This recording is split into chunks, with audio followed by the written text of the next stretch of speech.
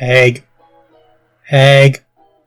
Egg! Sorry, I got really excited. Anyways, there's a really old question of which came first, the chicken or the egg? Egg. To be honest, I've never really been confused by this question, until I started overthinking it. From a logical standpoint, it's a paradox, as there is the egg and the egg maker, making it literally impossible to differentiate which came first, as the system either exists or doesn't.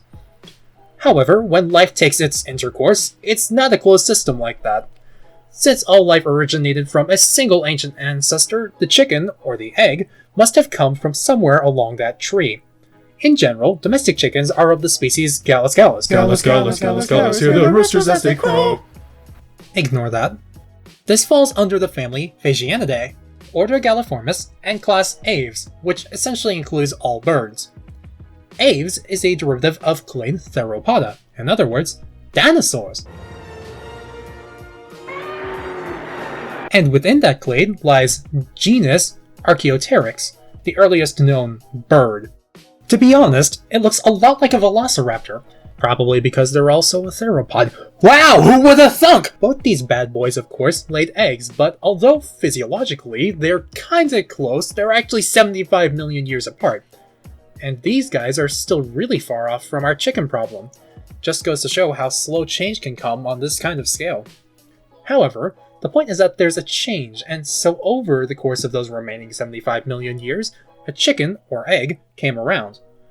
Looking at the general life cycle of our avian and basically proto-avian friends here, we see that the organism creates an egg which in turn makes another organism.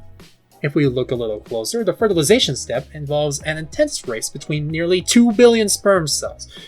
Gosh, that took too much research, each with their own little quirks from the several meiosis stages. Understandably, this adds up over time, and about 8,000 years ago, the first domesticated chickens appeared. Just before this, though, the closest things to chickens were the red, gray, green, and Sri Lankan jungle fowl, sharing around 71 to 79% of their genome. So basically, we have our nearest relatives. But at what point did the jungle fowl stop being jungle fowl? Whenever jungle fowl stops existing is when chickens or their eggs do. So, when did they go out of fashion? Well, the thing is that jungle fowl haven't stopped existing, and that chickens are actually a human-tapered, or tampered, version of said jungle fowl. Technically speaking, jungle fowl are just wild chickens, so that's a small step back. Or is it?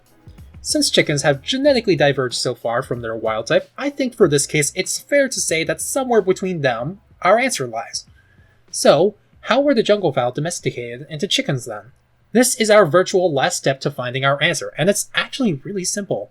Since the poor birds were snatched up by our fleshy hands and stuffed in boxes, we limited, or altered, their ability to reproduce.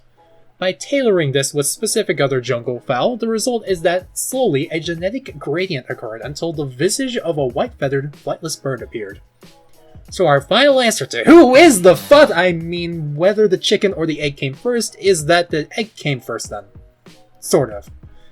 Again, over time, from the variance at the dinosaurs to the millions of years of mutations, at some point, the jungle fowl laid an egg with enough difference to just be a chicken egg, as in order for the chicken to exist, its genetic code must first exist. And where does that come from? That's right, that hard-shelled, but probably speckled at the time, chicken egg.